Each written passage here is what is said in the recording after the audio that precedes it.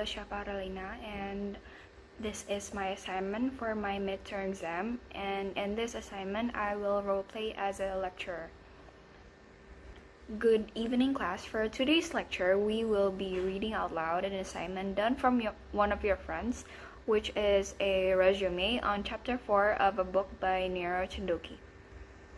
The Chapter 4 of the book is titled Civil Society, the Hegelian, Marxian, and Gramscian Traditions. In the family, according to Hegel, particular interests are transcended in a natural and unreflective unity, and transactions between members are guided by love and concern.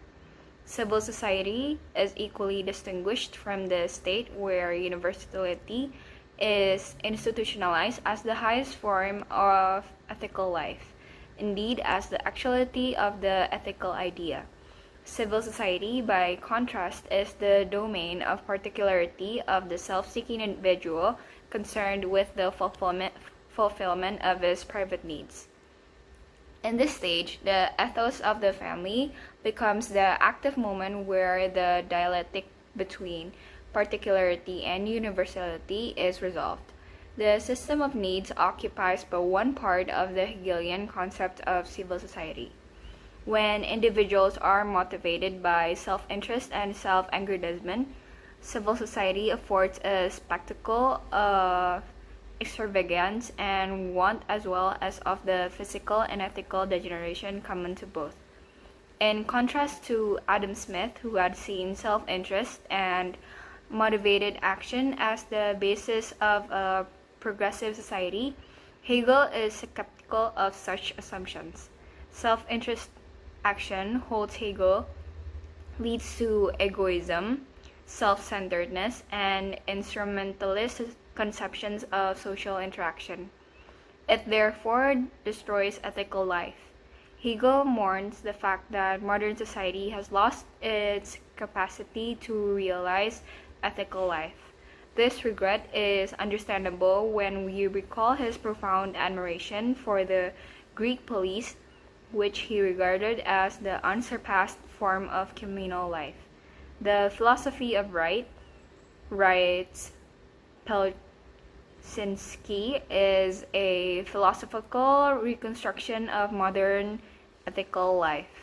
The totality of ideas, practices, sentiments, and relations which not only prevail in fact but are regarded by modern man as valid in some normative sense.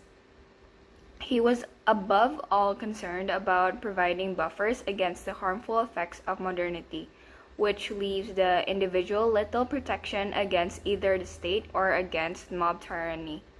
No contradiction exists between the individual and society. It is not surprising that Hegel regards the moment of development of subjectivity as also the moment of the solution of the Greek police. Roman law, which codified the freedom of the individual, further contributed to the loss of universality. The individual's allegiances to the wider community disintegrated, and his commitment to the building of an ethical community came to an end. Ethical life was replaced by self-serving individualism. The same threat of fragmentation, argued Hegel, underlies modern life. The third contribution of Hegel to the concept of civil society is the realization that it's the civil sphere itself. The concept of hegemony could thus probe relations on microstructural level as well as the level on macrostructures. If Gramsci could speak of the power of the economic processes of capitalist society, he could equally refer to the family as a site for the exercise of this power. So that will conclude the resume that has been done by one of your friends.